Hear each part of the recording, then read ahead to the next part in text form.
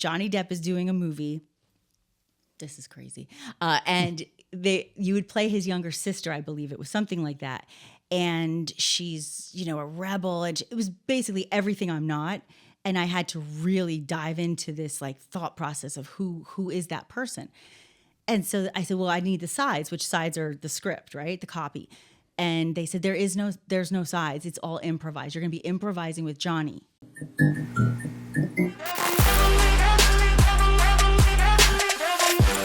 Today on Gurus and Game Changers podcast, the one and only Nikki Stanzione. What's up, Nikki? Hi, guys. Thank you for having me. Oh, I love the punch bump shot.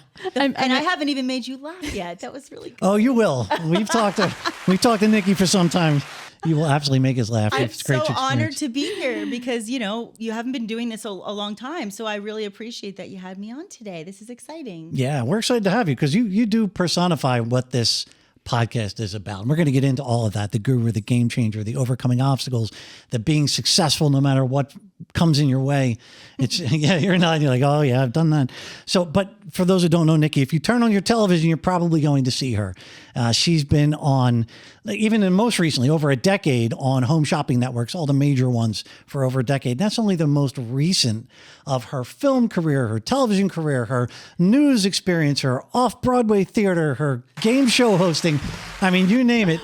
Wow. Nikki seems to have done it, and you've done it well in an industry that can eat people up and set up a whole lot of regret and remorse. You still find success. So we want to go back. Thank you. Right? You made me feel really good about myself. I have those days I'm like, oh, what's going on with my life? So thank you for that. Wait, but that's true. Like we all have those days, of course, right? Where we're saying, what are we? What are we doing? Yes. How are we even successful?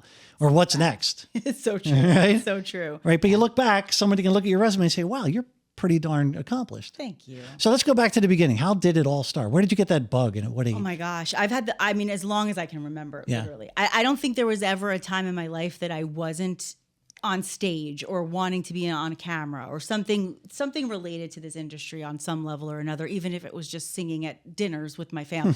So I've always been that way. My poor sister is not as much into this industry. And even when she was little, I would say, today we're planning to do this song. We're doing The Greatest Love of All for everybody at dinner on Mommy's birthday. You're going to take this part and I'm going to take that part and I'm going to go upstairs and dress like Whitney. So, I've been doing that my whole life. Oh my God. I did the same exact thing with my sister, but I always made her play the boy. So we would do Grease, but she had shorter hair. So I would always be Olivia Newton-John. You got to be That's so Sandy. funny. Yeah. It was always Sandy. Yeah. I love it. Well, and right away in my life, as soon as my mom recognized that was of interest to me and that it was something I could kind of flourish with, she put me into dancing school. I went to a performing arts school, actually. I had regular school. I didn't go to fame school. I went to regular school, but my after school was singing, dancing, acting, improv, all of that. And then I started doing local musical theater.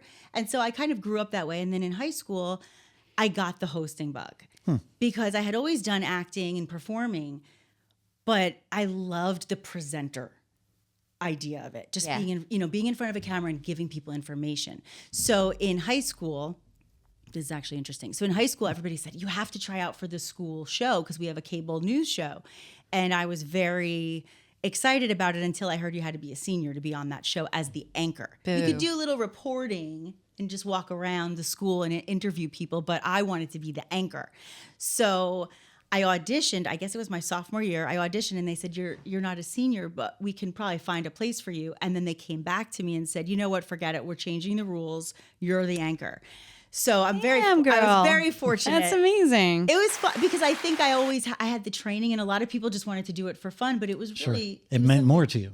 It was like the beginning of my career. It was the beginning. You knew what you wanted to do way back then. So I hosted the West Orange High School TV News for 3 years. And I had my catchphrase, which at the end of every show, because we talked about everything in the community, the end of the show, I always used to say, keep watching us because we're watching you. And so if I would go to Blockbuster Video or anywhere, people would be like, we're watching you. Nice. And then I thought, as I got older, that would always be my slogan until I realized how creepy that sounds. I was going to say, it's a little stalkerish, but that's okay. It's super creepy now, so I would never say that ever again. I wanted you to end the show with that today. No, we won't do that. That's funny though. That means they're watching you. They know your tagline. I try. So you're seeing an impact, right? In what you're saying. I did. And I guess, it's interesting you said that. I never thought of it that way, but that might have been kind of the impetus to get me to say, you know what? There's something to this. People actually are paying attention, right? Yeah. So then I went to school at Rutgers and I majored in communication and broadcast journalism. And then I also did more performing things on the side. And as soon as I graduated, I went right to LA. Oh my gosh. I was like, that's it. I'm going to LA. That's where I'm going to be. Did you save money or how did you get out there? Like what? No, not really. You just got off the did you bus. sleep on like couches? everyone Like, else yeah. looked around. Well, okay. So I DJ'd all through college on weekends. I was a DJ for not clubs. I was like a mobile DJ. So I would do weddings and bar mitzvahs and corporate events. And I knew that if I went to LA, I could definitely do that job on weekends and have my weekdays free to audition. So I got a job right away at an entertainment company when I got to LA, and I worked there for 8 years. It really became my life. Wow. That's such a success story. That's amazing. It's funny. So along the way, like, was there anyone, so like in the whole guru schematic of what we're talking about, was there anyone who sort of was your Sherpa and guided you along and like helped you through? Or was there more than one person or? I would say I was very fortunate because my family was always supportive. I think they even to this day, they'll say your business, like with that kind of voice, like, oh gosh, that business, right? Because it has such a stigma. The biz. And they didn't want me to ever have to want for anything. And they felt like I was too intellectual to take a career path that was so uncertain. But I knew that was what I wanted, and they knew it was what I wanted, so they were very supportive. My grandmother was probably my biggest fan. She was my best friend. I love that. And yeah, so she was definitely a huge, huge supporter of me. But she later would say, I regret that we ever sent you to LA because then you never came back because I was gone. In true Italian grandmother fashion, right? She's the Jewish side. She's the Jewish side. Don't even get me started. Yes. Well, she's actually, long story short, I won't waste all the time on that, but her grandmother was founded in a Catholic orphanage. But then she married my grandpa, who was Jewish. So we don't know what her original origins were. We should look that up one day. But yeah, so I have a lot of my family, Jewish and Italian. I have guilt. I have a lot of food, and I have a lot of love. But there's also a lot of guilt. The guilt Maybe part not of in that order. Like maybe it's love, Hopefully it's love first. then Love is guilt, always first. Yeah, yeah. then food, Yeah, love is always first. or food first. I love Well, and that. I'll tell you, my mother did. Food is always first. My mother took me to LA when I first moved out. She brought me there and she helped me get set up. And she said, "Listen, you're on your own, but we're going to help you get here. We're going to help you with that first step. You're here now. We don't want you to feel lost and scared and no money." So she did help me when I first went out there. But then she says, "But you got to work now. Like now it's on you, yeah, right?" Yeah. So You're off the payroll, baby. yeah. So I was Yeah. very, very fortunate to have that support early on. But then I realized I got very fortunate early with my career. But then I realized, maybe that's beginner's luck because it's not as easy as everybody Yeah. thinks. It's rare. What was it like to be on like Young and the Restless and those? What was the other one? All My Children. All My Children. So Yeah. while I was right after I graduated, I moved later that year to LA, but right in between, I got extra work on All My Children, and then I got an under 5 job on All My Children. So What's under 5 for the listeners out Oh, there? I'm so sorry. For under 5 means you have under 5 lines, but you're more than just an extra because you talk. I thought that was a featured extra. No, is that something? Featured extra means you're seen and maybe you're But on no more lines. regularly. Got it. But you're not a role. Got it. Okay. So that was that. But yeah, that was exciting. I actually remember because the first day I went there, I went into the restroom and washed my hands, and Susan Lucci came out of the stall. Susan Lucci. I was like, this is so She's cool. like an icon. She was so Yeah. nice. She was so nice. I met her as well over Really? at QVC. What a Very nice woman, right? Yeah. And so humble. Good energy. Yeah. The whole thing about her. So down to earth. Really? So that was exciting. And then, so my first job in LA actually was Young and the Restless was my first one. Wow. That was That's a major success for anybody I who know. just says, "I'm going to know. go out to Hollywood. I'm going to get on a bus. And I'm going to go out there and start a career." Did you have like any guardian angel along the way that sort of? maybe my grandpa, but I will say that. So my mother I grew up with my mother watching Young and the Restless obsessively. She still does. It was her favorite show, and her favorite character was Nikki. So I thought, how ironic that my first job was my mom's favorite show and the main character is my name, right? So that was kind of like a fun synergistic. Did she name you after that character? She Per may se? have. Like, Well, did she? my sister's name is Mandy and she's a massive Barry fan. So anything's possible. Yeah. That's awesome. too funny. So yeah, so that was, and it was a recurring role and it was really exciting to me. And I didn't have a major character, but I was on enough that I was getting the acting bugs, fulfilled on some level. And I kept saying to people, it's not so bad. Like everybody says it's so hard to get work. Yeah. And then I bit my words because I realized after they changed the actress who played the character my character was really good friends with, and they kind of changed the direction of her storyline. And all of a sudden I wasn't getting called to come in, and I realized, oh, it's not so easy after all. It was very short-lived. And then one after the other, things would, start to happen, and I'd get really close to to a job, audition, callback, second callback, and then it would go to a celebrity or a bigger name. Right. Yeah. That I always said that about the entertainment industry. Like any other job, it's your output. You can judge the output. I made this thing. I wrote this copy. I built this website. But the output is you.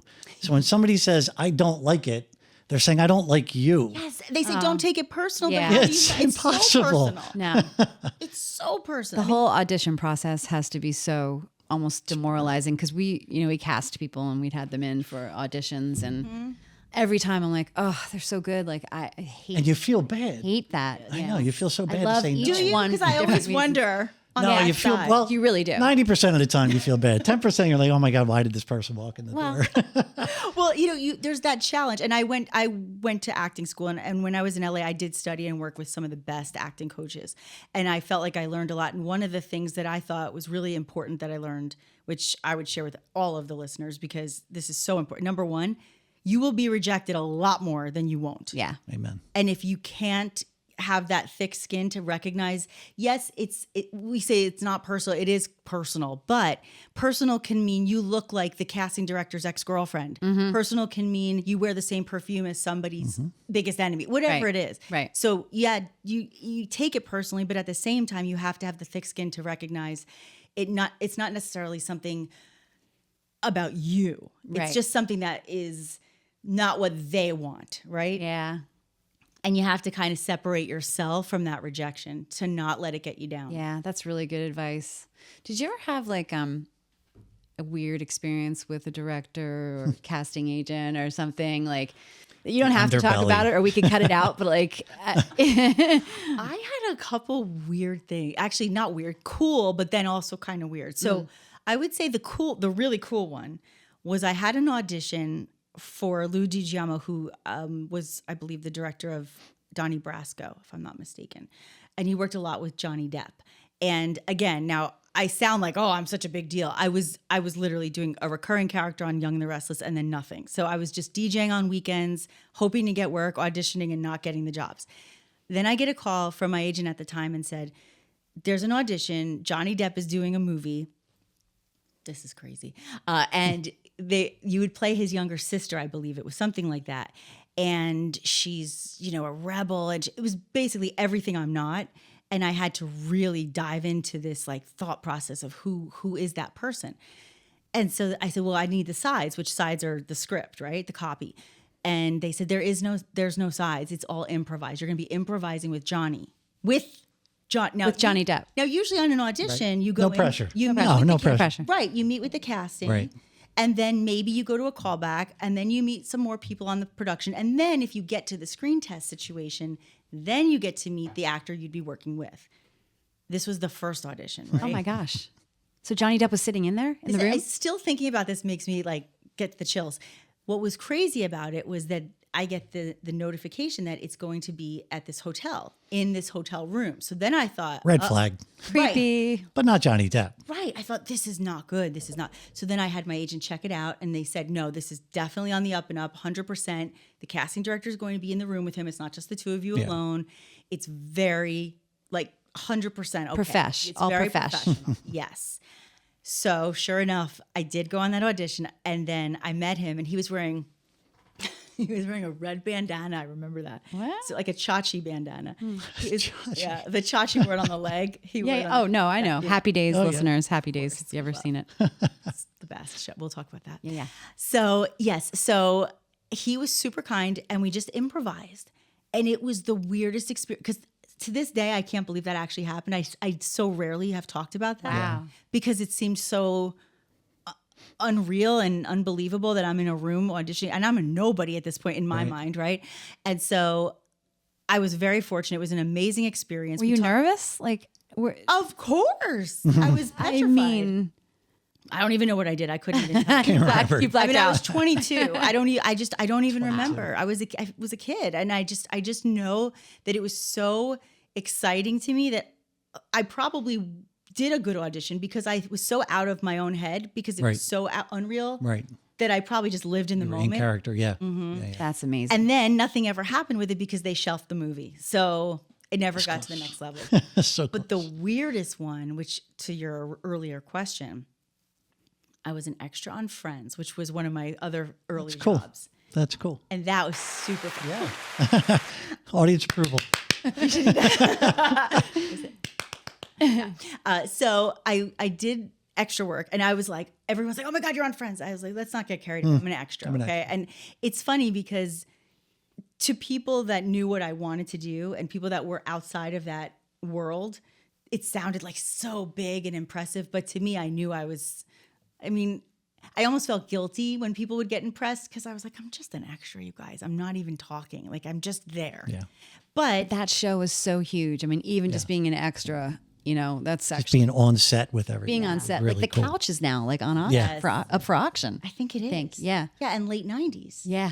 So it was the heyday.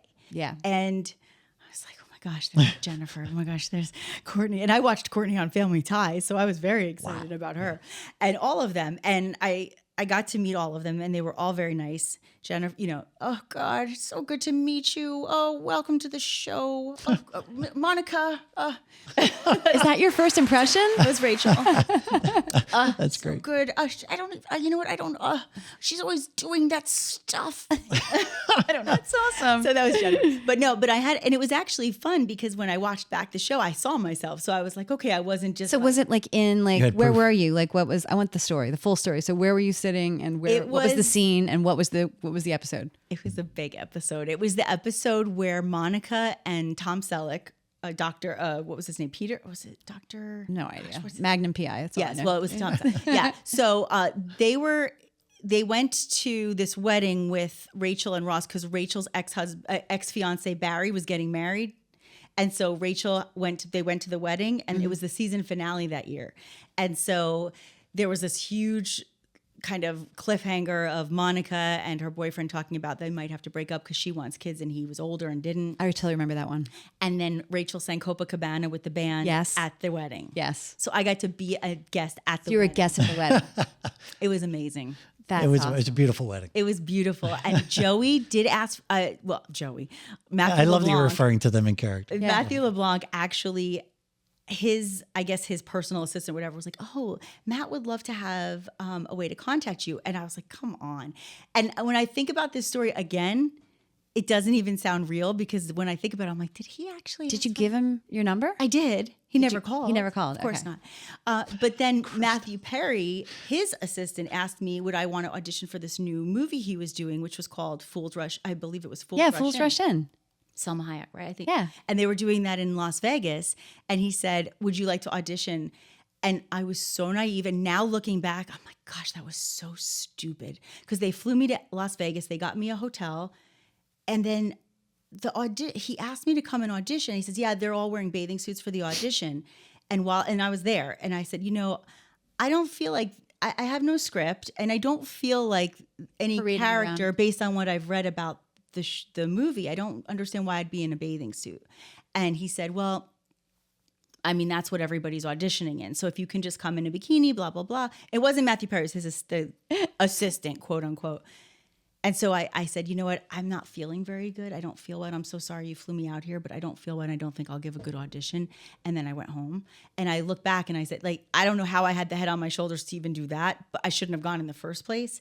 Could have gone in a bad direction. But now that I think about it, I remember saying I wouldn't audition because he asked for the bathing suit out. Well, Wow. Do you know now why they asked for the audition? Yeah. in bathing Were suit? there any women in bathing suits in Fools Rush In? No, I think it was just a ploy to get me to his room in a bathing suit. But they flew you in as a ploy to get you into a star's hotel room. Are you kidding me? I don't know. It just now that you know what, I haven't talked about this in like over 20 years because it's just not. It wasn't a big part of my life, but it was just one incident where I remember getting flown there. I remember having the hotel.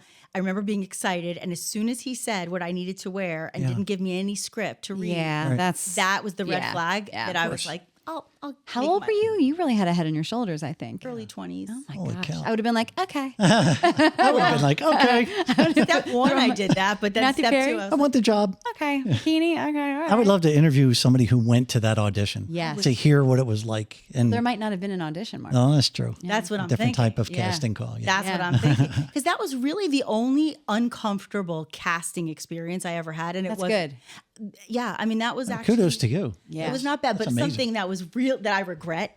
I really regret this one. So when I was still doing extra work, because I had that, fame, so-called fame, doing Young and the Restless, and then still nothing was happening. So I got cast to do featured extra work on Boogie Nights. Now, at the time, I love that movie. it's my favorite. It's a top 10 favorite. I mean, I've only seen it 16 times. Very good. I love it. Love Dirk Diggler. So, and I love the music in that because I'm a disco. And Marky Mark. Yeah, he Come was Dirk Diggler. on. Don't you love him, Mark? It's Oh, I thought you were talking about Marky me. I'm Mark sorry. Raji? Marky Mark. Marky Mark Funky Labraji. People have called me that, so I just assumed you were talking about You're me. Marky Mark, and we're the Funky Bunch. I love it. We're good vibrations. That works. Oh, look how it all fits together. Where's the applause? Come on. Come on, We're having a concert break out here. Sorry. So that was actually very good. Singing break. It's a high note. Very good. So I knew that Mark Wahlberg was attached, but the only thing I think the only thing he had been in at that point that I knew was Fear with Reese Witherspoon. Oh, wow. He was frightening in that movie. He was so good.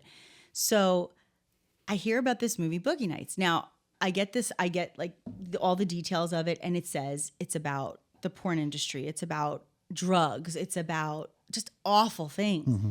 And I thought, oh no, like what is this movie? Like what am I getting myself into, right? Is this on the up and up? Is it even a real movie, or is this like in the Valley? Because that's where it was being shot, in the Valley.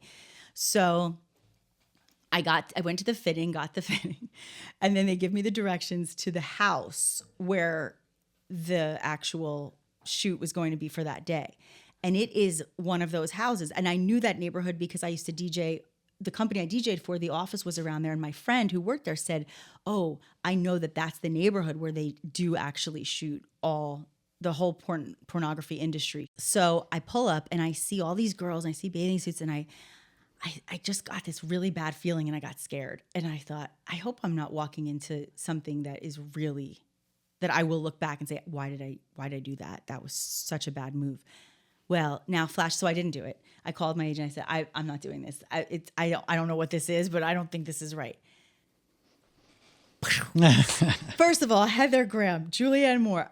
Great movie. I mean, wasn't it? Was it up for any Oscars? I think. Yes. Yeah, it was up for Oscars. yes. And that's my favorite scene when they're all at the pool at Burt Reynolds' house. That my was Burt gosh. Reynolds' house in the movie. Okay, that's why. So they wanted it to look like Reseda.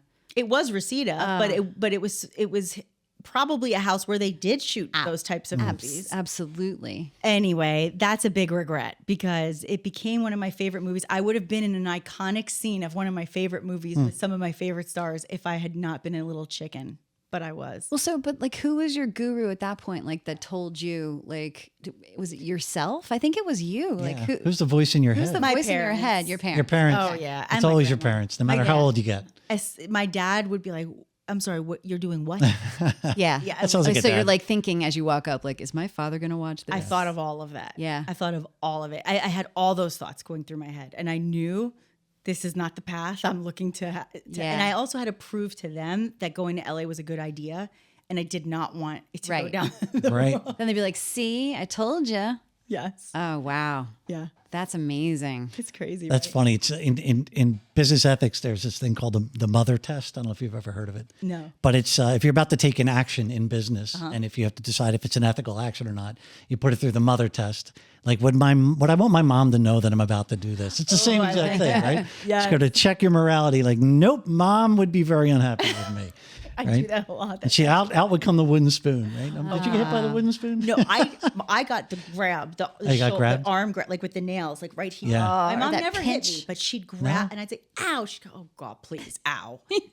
She's like, "Come on, you're tough." That's so funny. Yeah, I didn't get in a lot of trouble. I was kind of a good kid for the most part. I didn't get in a lot. I was a little bit of a goody goody. It's kind of funny because all through my growing up, I wanted to stay close to home. I went to college close to home. I never drank. I was really good. I always had a boyfriend. And then flash forward, I'm the one that goes to LA, travels like the whole country to work for the last 20 something years of my life, and still single. So Oh my gosh. So that's like one of the questions you were thinking of earlier, Mark. Like, Yeah. so like if you're your own guru, so what are those conversations that you're having in your head like now? So fast forward to like from that person to like what's happening now in your life. Do you still have those conversations? Do you still say no to things that, you know, maybe don't you feel regret right? saying no to or that don't feel right and you're happy that you said no to that? You know what? I don't feel like I've changed ethically and morally. I don't think I've changed at all. I still think I have the voice. I have the gut feelings. I follow those things still. But I do look back, and sometimes I wish that I pursued one. So, because as my story goes on, I kind of went in different avenues. I kind of wish I stayed on just maybe one specific path and really just refined that and really went hard on that specific. Because looking back, I've always been very, I don't like to say spread myself thin, but I've always done a lot of things to have versatility and to have opportunity. And maybe at this stage of my life, maybe I would have moved home sooner and been married. Who knows? Maybe things would have been different, but I always have to believe things happened for a reason. So as far as regrets go, I kind of regret that I didn't maybe wait to go to LA a little longer and stayed home and sort of tried my way in New York first. But then again, that's the one time in your life you do it, right? So Why did you think LA instead of New York? Like, what was that? I was told, number one, I look like everybody and talk like everybody in New York. I have a better shot in LA where everybody's more all-American looking, more blonde, you know, had It's probably good very advice. generic accent. I had that whole New Yorker thing going for me, if you will. So they thought you have a leg up because you have something different. Whereas here, kind of like everybody else. And if you want theater, stay in New York. If you want TV and film, go to LA. Yeah. So that was the catalyst. And I did do theater growing up, but you don't make money in theater. Yeah. And I knew that. But so in that world, like of going to LA and the ups and downs, you have to stay resilient. Yes. Because you get no all the time, you miss opportunities all the time. What is it about you that you think fed that resiliency to keep fighting, keep going in an industry where everybody's like, I'm out? I think that's a good question. I think there's two things. Number one was I love it so much that I can't imagine myself doing something else. And the second was because everybody who believed in me kept saying, you're definitely going to do this. I know you'll make it doing that or whatever. And all of those voices kind gurus. of pushed me. All those gurus. All those support You had a gurus. bunch of gurus. That's amazing. Well, and you know, I'm sure it wasn't, I mean, for my family, I know it was my best interest, but other people, who knows? You never know how many people want to see you fail too. So there was also that kind of fire of, I have to prove myself. So I think I want to prove myself so that my parents and my grandma and my sister and everybody who's believed in me knows that I made the right choice. And then for people who might be like, yeah, right, she's going to go to The naysayers. Yeah, the naysayers, I had to say, see? So even when I wasn't doing well, I kept thinking, how do I navigate to a different direction so I can get in a place where I am succeeding? And that's kind of what guided me into the hosting world. That's game changing. So like it's perfect transition. it really So I was is. going to talk about you being a game changer, how the game has changed for you, but you're saying it right there. So like what was like one huge time, I guess, in your life where the game changed and what happened? I would say all the acting auditions, I started noticing that a lot of the people that were going out for the same type of roles were either much more experienced insofar as they had a name or they were related to a name or they had an in that I didn't have. And that's just the way this business really does work. So I started to realize I know for my own mental positivity and my own state of mind and my own peace of mind, if I keep getting rejected on this level at something I know I'm good at, maybe there's something that I should look at doing differently, right? So I think it was, I'm trying to remember if it was this, I had an audition for a Lifetime movie to play the best friend of somebody. It was something like that. And I was told that I got it. I got to the final callback. And then they ended up giving it to somebody who was a name, whatever, it happens all the time. And I was like, you know what? Do I even really want to do this as much? I'd have to memorize lines. I found this, okay, I have a better answer now because as I'm saying it, it's really coming to me. I found that in the process of all of the things I'm saying, your question is really relevant because what shifted the game for me was every audition, I was being someone else. Right. And I'm very comfortable playing characters. I love impersonation. I love all that. That's the performer in me. But authentically, what makes me feel fulfilled is being able to be myself and do something with what I have the capability of as me. And I recognize that. So I guess that was kind of the point where I was like, okay, I love acting, but do I love it enough to go through this and not even know where my next job is? Or maybe I kind of shift back to what I started with in high school, which was hosting and presenting and being in that role because I already know I can be successful in that role and I don't have to be someone else. And that was when I knew I am going to go full force in the hosting world. And that was the change. Yeah. Awesome. You changed you're your own guru and you changed your own game. Was there any obstacles that were thrown at you along the way that made you change your game? Like, well, going broke. Oh, yeah, well, that's definitely important. Motivator. Yeah, that's a motivator. I remember I called my parents. I was like, I'm not doing very well financially. I mean, I'm DJing and I'm teaching dance to kids and doing all of that, but it's not going as well as I wanted to, but I know that there's something I can be doing. And so at that time, I started working with an agent who I was basically hip pocketed by William Morris, because he was a newer agent at the time. Now he's huge. Yeah. But he was really supportive of my career and said, I know we can try to get you in on some things. And I was losing auditions to people like Ryan Seacrest and celebrities, right? Big names. And at the time, he was a radio personality in LA. And I actually met with him to work for him as an assistant until we both realized we would be conflict of interest because we were going out for the same jobs. Yeah. So it didn't. But he was so nice, actually. But I had this feeling in my gut, like I have to get something with hosting, right? So I went on some of these auditions and it really built my confidence because I knew I was doing it. I knew it was, when you walk out of an audition, you're like, oh God, what did I just do? But every time I did a hosting audition, it felt right, even if I didn't get the job. And so I felt like it was a chance for me to kind of hone my craft, actually. Because you were being you. You were being your more authentic self because you were playing you. Yes. And I booked a couple pilots, like little things, on some, like a scrapbook show on HGTV. Never ended up going anywhere. And little things like that. And then my best friend and he and I both have a very, I would say, I'm trying to think how to put this, a very unusual level of love for pop culture to the point where we know too much. Like we know everything about pop culture. I'm with you on that. It's a problem. Is that what you're saying? It's a little bit of an obsession. Yeah. And he and I both had a lot of industry connections and contacts and worked in the business and knew people. And we thought, what if we create a show of our own? So we knew we weren't getting paid at the time. We knew that maybe nobody would see it, but it gave us a chance to interview celebrities on red carpets. And then we took it and we kind of started developing something with it. And it was exciting, but it never really went anywhere big. But we got to go to the Oscars and we got to go to a lot of the different award shows and do all of these red carpet interviews that built up our reels, built up our resumes, our experience. And then a lot of people started seeing it, and we actually got on a show. TV Guide was looking for like the best dynamic duo. Ooh, that's cool. And so remember when the TV Guide channel would run on your TV and you'd see like a show in the corner and then it would run the shows on the bottom? I remember that. So we were on that show, which was exciting. So we felt like our show was called Starstruck. We felt like Starstruck kind of gave us that opportunity.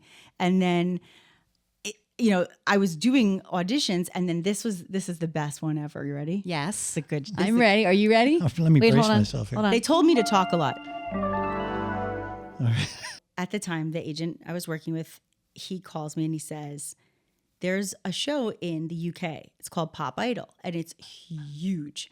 And they're bringing it to America. And I believe it was Simon Fuller was bringing it to America. And it's going to be a big show on Fox. They're doing it kind of like a trial this summer. And they're looking for 2 hosts because on Pop Idol, they have 2 hosts. Oh, my God. So they said, we already secured Ryan Seacrest as one, but we're looking for the second host. So I had the copy like that said, this is American Idol. Like I had that script and I had to go in and say, do the whole thing. And it went really well. And I got a call back. Okay. Oh my gosh, I'm going to host the show with that guy who I went to interview with to be his assistant. How fun. And I listen to him on the radio every day. This is so crazy. So I go to the callback. Everything goes really well. And then we find out because Pop Idol were 2 male hosts, they changed their mind and they're basically dumping the final girls that they had at the callback. All girls are out. They're going to go for Brian Dunkelman, who ended up being the co-host and got fired after the first season. Ryan was better. And I'm glad it worked out that way because Ryan is so good and he's perfect. Whoever would have been with Ryan probably would have gotten fired. Yeah, he's very good. He's so good. Yeah. Especially on that show. Oh my gosh, he's a perfect He was a host. pro. He I really never knew that that's how that played out. That's incredible. Yep. That's So- how they decided to go with another male host. Wow. And so I could have been the You could co-host have been. of American Idol. Can you imagine what my life would have turned We probably would not be speaking to her. No, She you was- definitely would not be here at the Gurus and Game Changers never know. podcast. You never know. that is a game changer. That right? would have been That a is- big game changer. Holy moly. So at that point, I realized that being in Hollywood, it's not so easy. And my grandmother gave me the option. She says, if you want to move to Florida, there's a lot going on in Miami. And my grandma lived there half a year. So she said, I know it's getting expensive. I know it's getting tough. And at that point in my relationship, my boyfriend at the time didn't want to get married or anything yet. So I thought, okay, well then I need to pursue whatever I need to pursue to earn money right now. And so I decided I'll move to Miami, see what happens. And I got a job at this dinner theater doing a dinner theater show where I got to perform and it was super fun, but I was auditioning for hosting jobs. Okay. And that's when I got the game show. Oh, interesting. What game show? So I hosted a game show called My Games Fever, and it was on all the Fox O&Os. I think it was maybe UPN here. My Game. It might have What was been. it? My Games Fever. My Games. And it was from the UK as well. And then they brought it to America. It was on for about 6 months maybe. And it was on network TV. I mean, it was 20th century television. And the Murdochs Elizabeth Murdoch was a co-producer actually. Wow. So it was a big deal. And the show was zany and wild and kooky and We need a clip. We need a clip Was that for the the most video. fun you had ever with all of your work? What was the most fun? the game show. The game show. Probably because, well, yes, I definitely got to be silly, which is easy for me, but it was the least amount of work for the most amount of money and the most amount of creative fun I could have. I could That's be creative. every awesome. day. It's a great trifecta right there. So Of course it was your favorite. What do you think? So And I now, gave away money to people. That wasn't mine. that's beautiful. That was the best part. That's great. They like you more. That's yeah. for sure. Yeah, all you're doing is giving away money. When you say to somebody, you just won $10,000 and they say to you, I have doctor bills, I have this, I have that. I never knew where I'd get the money to pay for anything. Wow. Thank you. So, and you're saying to yourself, I can't believe I talk about changing someone's life Right? and not even coming out of your own pocket. That's beautiful. That's a great that was place a to be. fun job. Yeah, I love that. Yeah. So what does success look like for you now, Nikki? Like what are you doing now and what's the next place you're going to go and That's a great question. No, I'm kidding. It is actually a good question. So, because all of those things kind of fueled the fire of all the things I always wanted to do. And then I got back into news with AccuWeather for a while, and then I moved back to LA temporarily. Then I got a morning show in New Mexico on Fox, and that's almost tied with the game show because that was a lifestyle show. I had celebrities on every morning. We did cooking segments. I interviewed it was in the Breaking Bad days, and I was in New Mexico, so I got to have that cast on all the time. That was incredibly exciting. But then there was the whole shift into home shopping. So that's really where I've devoted the last several years of my life. And that has been probably the most stable that I've been in my life financially, because it was like, I always say to people, yeah, it's television, but it's really, I'm just a salesperson that happens to be on TV. So when people think it's so glamorous and you're so rich and you're like, no, it's not. That's not how it works. Exactly. It's a real job. It just happens to be on TV and you get to befriend people through a camera. So they see it, in a certain way that maybe is a little more glamorous than it actually is. But it did allow me to have, the real people job thing, like the benefits. Sure. Yeah. And then I made a really difficult decision this fall when I started talking to Mark about that. It was really tough because I've lived away from home since I left for college, except for when I came home to do the show in New York. And it has been an amazing journey, but I'm seeing everybody getting older. I have a niece who's 10, who's my whole life. And I don't have kids of my own. She's the closest I'll ever get. So I didn't want to miss any more years with her growing up at that stage. I didn't want to miss my parents as they're getting older. And I just wanted to be in a familiar place that was home again. So I've always made the decisions since that last job in Miami. From that point forward, every job I've taken has been because I got a job somewhere and moved for the job. So this was the first time since then that I moved where I wanted to live in hopes that then the job will come after. So it's a risk, but I've been fortunate to be able to freelance and still go back to some home shopping work and also do the news on a freelance basis as well. That's awesome. And so that's success to you, what you're doing now? Success is with family, success with your job, the role you're in now, where you want to go. You love being a host and being yourself. And then now, are you going to take that and expand on that? Are you fine and comfy with the way things are now? Or what are you thinking? I'm very comfortable with where I'm living. And I know I've had opportunities offered to me to be other places, which would give me the guarantees that you don't get often in this business, which that's something to note and understand. If you are making this decision to be in this world of TV, film, radio, whatever, anything in this business, you have to know there are very few guarantees. And I guess that's kind of true for anything. Yeah. But particularly in this field, it's very uncertain. And so when you have that kind of certainty and that offer or that contract or that, opportunity, it's very difficult to say no to it because you don't know when the next one will come.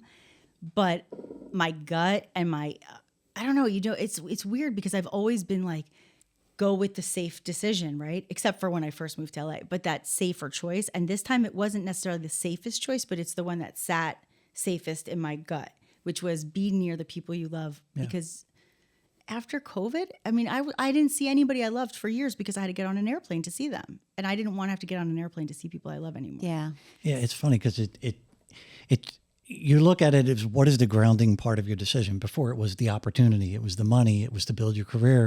And you get to a point where what's grounding you determines how you determine success, right? And the grounding is I want to be closer to the people I love. So it's like the game changed around you. Yeah. Right. And then you just adjust because everything's the same. You can still go out and you can go move to Iowa tomorrow. Of course. And I know you have opportunities in other states you can go to tomorrow and live there and rekindle that old you that took you down that path. Yeah. But now, and I've watched you over the course of, half a year or a year come to this realization that I want to be home. Yeah. That's really what it is. Yeah. You want to be home. True. And I know how much your niece means to you. So I know the rest can wait. Yeah. At this point, yeah, because the success is being with the family, being with the people you love. Isn't that interesting how you really kind of shift your priorities as you get older? And it doesn't mean that I don't still want to do what I love. And obviously we have to all make a living and make money. But I even thought to myself, if I'm not making what I was making, but I'm doing what I love and being around the people I love and all the things you just said, then I still feel successful, right? Now, and also just like sometimes when you let go, this is what I'm trying to learn. I sound like I don't want to be a hypocrite because I'm not doing so well at it, but I try. Sometimes when you let go of putting that pressure on yourself, things just start to happen. Yeah. And that's what's always happened for me, at least. Totally agree. The less Totally agree. agree. Tried, and it doesn't mean that I wasn't proactive or committed or prepared, but the less I tried or put so much pressure, so much you're emphasis. Focused on the outcome, right? Everybody always says don't focus on the outcome, but you're still driven. You still have a great work ethic. You still have the hopes and dreams of doing the things that you love to do, but you have the family on the pedestal, right? You have the connection that you lost that you didn't have. I shouldn't say you lost it.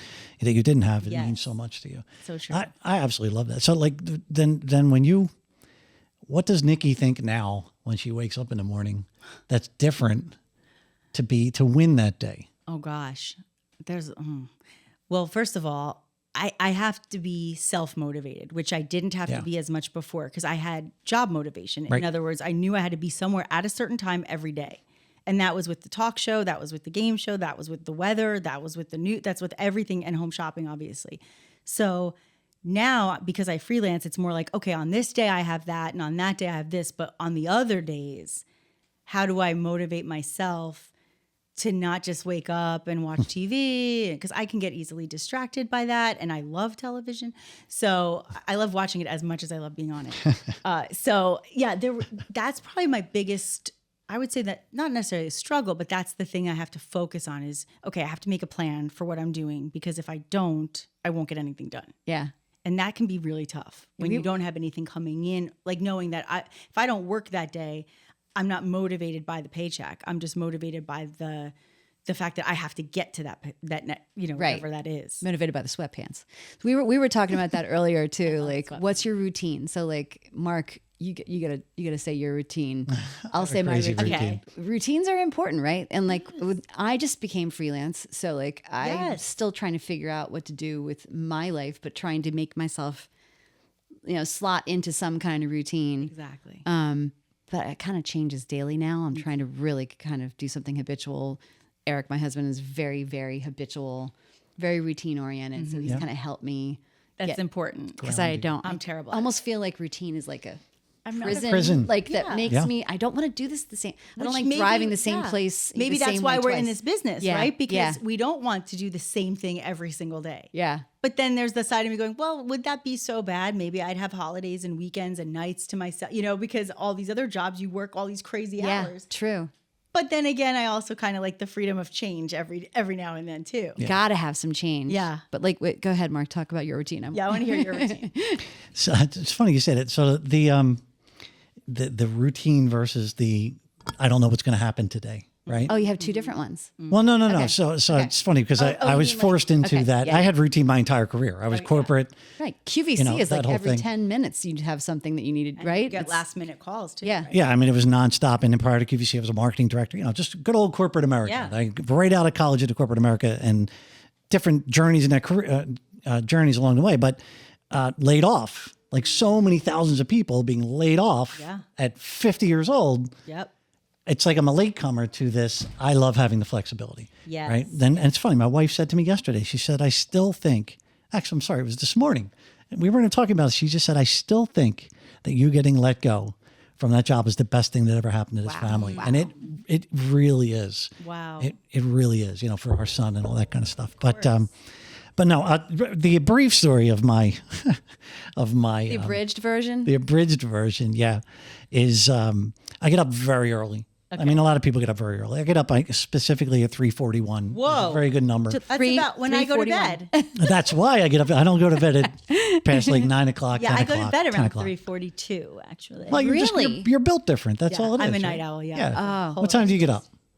It depends. If I have to go somewhere, I'll get up early. But if I don't, if I can just sleep whenever, my normal time, more like 10. Oh my God. Because I stay up all night. That gives me anxiety hearing I get work done at night. I get so much done at night. But she makes it work, you know what I mean? Yeah, but what do you do between midnight and 3? There's probably not a whole lot of productivity happening there. Lots of binge watching, but also I do like make my list, make my notes. Sometimes I'll go on, and look at what jobs and things are going on. If I'm doing the news the next day, I'll look at, I like to stay up as late as possible so I can see what the most updated current breaking stories are so that when I go in the morning, I'm ready. So here's what I do. Okay. Like I said, I get up at 3:41. For the first minute, this is the truth. Every day for the first minute, I just think about what I'm grateful for. And I'm grateful for the sun and I'm grateful for my house and all that. But my family, the love and support of my family, my physical health, like all those things to put myself in the right frame of mind. Great.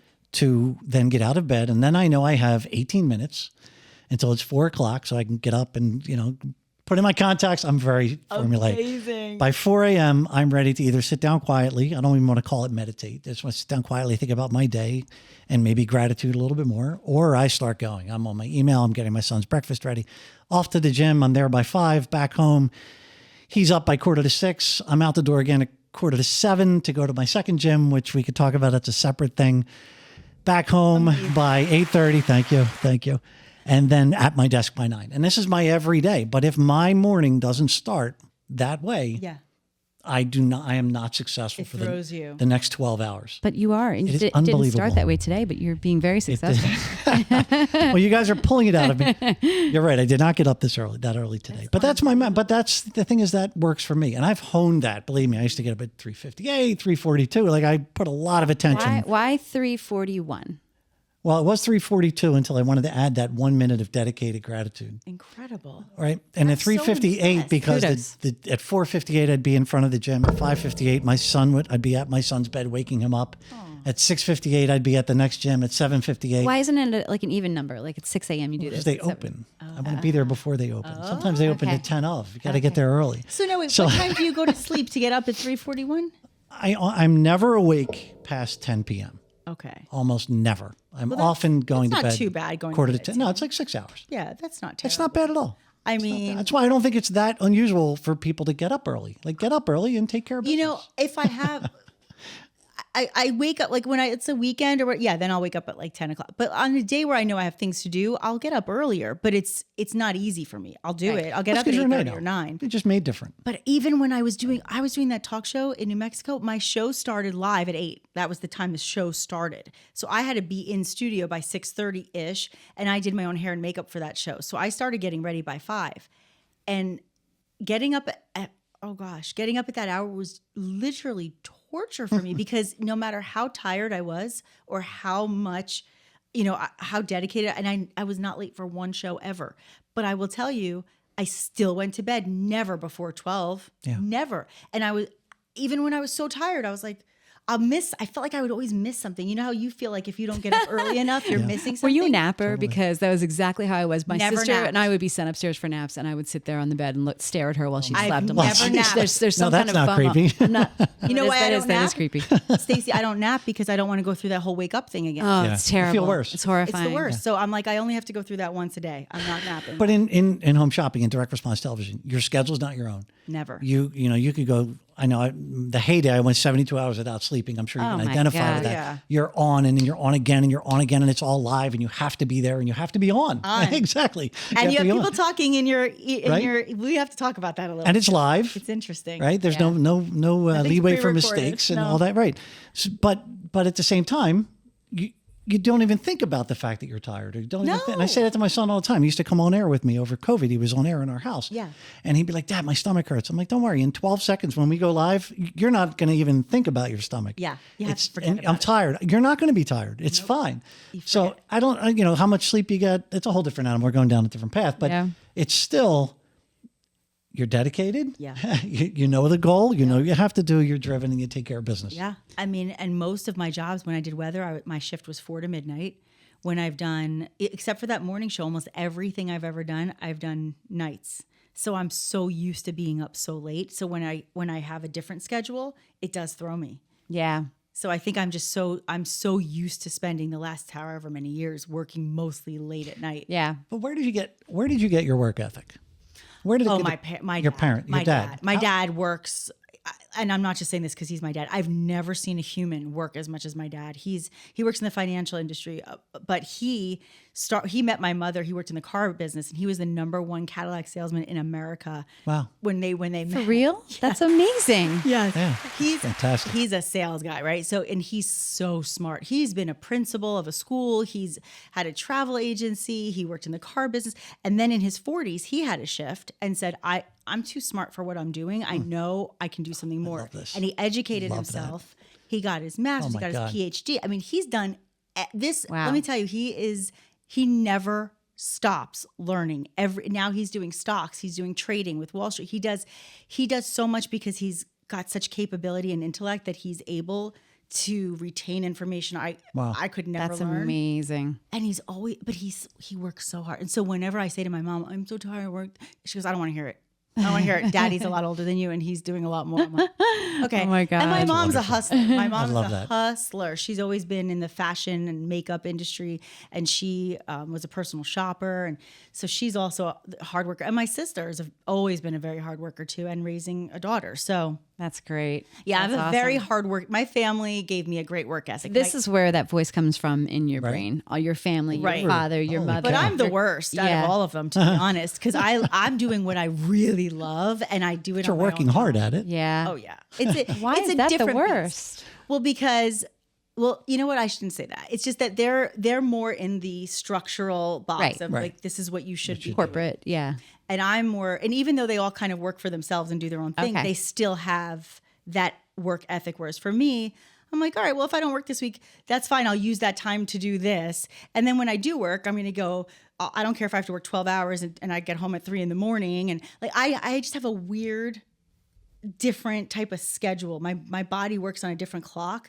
So sometimes that may seem like, what are you doing? Are you working? Like, who works at 2 a.m? But I do. Yeah. Right. So it's just a matter of what you're used to, I think, also. So we're just going to ask you questions, and then whatever top of mind pops into your head, that's the answer. Oh gosh. And then we're gonna close it out. Okay. So You want to go first? yeah, you want me to go first? You want- Sure. Ask any question. Okay. Here's a question. Okay. Favorite childhood TV show?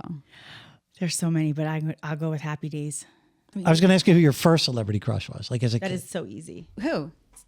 Danny Zuko. It's John Travolta. Oh my God. Honey. And From Greece, Danny Zuko, which was your sister, right? Yeah, my sister was Danny Zuko in all of our plays at Vinny home. I forgot. I have to meet Vinny her. Barbarino. Vinny Barbarino, my Tony God. Manero, and Bud from Urban Cowboy. Bud from Urban Cowboy. Yeah, that's a. I will callback. forever be madly in love with that man. If you could, not the classic. If you could go back and give yourself a piece of advice, let's just say you're going to. I know how much you love your niece. Yes. You're going to go whisper. She's 10. Go whisper in her 10-year-old ear. Very impressionable. What advice would you give her in this world today? I think the best advice that anybody can have is just stay true to yourself, because it's always going to come back. If you don't stay true to yourself and you do something that doesn't feel right in your gut, or that just kind of sways you off that path that you were focused on, that's where you'll have the regrets. I'd rather have, it's like when I sell things on Home Shopping, I always say I'd rather have buyer's remorse than non-buyer's remorse. Because buyer's remorse, I can return it. But non-buyer's remorse, there's nothing I can do. It's over. I didn't get it. And now Wow. it might not be there anymore. That's deep. I like that. So it's kind of the same idea of life. You know, if you don't stay true to yourself or do the things that really speak to you or that are in your heart, you might not ever be able to change that. But if you make a couple mistakes along the way because you were yourself, that's okay. You can always try again. I think it's perfect advice coming from you because you did stay true to yourself. The stories you've told us, you pretty much, that's what you did. You stayed true to who you were and what you wanted in that moment. Yeah. So that's great advice to give to the next generation for sure. Beautiful. And it makes my next question seem so silly because that's so deep and so cool. We could stop there. And I think that I probably know the answer to this question, but Mark, Sound. have you ever slapped anybody in the face? No. Are you about to? I have no, I'm trying to think, maybe in an acting class, like a fake one, but There we I go. don't think I've ever slapped. So I did one time when I was in a fight with my ex many years ago. I think I did throw a slipper at him when I was mad at something. A slipper, like a soft furry slipper. I think that was about it. That was the most violent you've ever been. Yeah, I don't think I've ever. I've never hit see anybody. you have any kind of temper at all. No, I don't have it. I do not have a temper. It's interesting you said that because I don't have a temper. I can get loud. I can get angry, but I'm not really temperamental. I'm sensitive, but I wouldn't say temperamental. When's your birthday? What's your sign? I'm such a Sagittarius. Me too. I knew it. I knew it too. Oh my Okay. God. I knew it. Say your birthday. 1, 2, 3. November December 26th. I don't know what either one of you So said. my grandma was the 29th, and I get along so well with people that were born that week of the me. end of November. I'm December 17th. Can we be best friends? Please. I think it already happened. And you're such a Sag I'm a Sag all the way. through and through. Yeah. I knew it. Oh, this has been so fabulous. This is great. I don't want to This end is great. this. I know. I know this was is really great. fun. Yeah. I appreciate you letting me talk so much because, I haven't done a 3-hour like TV show in a while where I didn't have commercial breaks, which is what I usually do. So Yeah. this feels very at home for me. Well, you definitely were a natural, and thank you for being our very first Thank you so Game much. Changer Very memorable. podcast guest. You were fantastic. Oh, thank you both. I hope You're the best. I hope this goes so well for you guys. You think you're going to be so successful with it. Do you want to ring us out with your famous statement, catchphrase. that catchphrase that you used to say? I should say listening instead of Yeah, go ahead. watching, right? instead of keep watching us because we're watching you, keep listening to us because we're listening to you.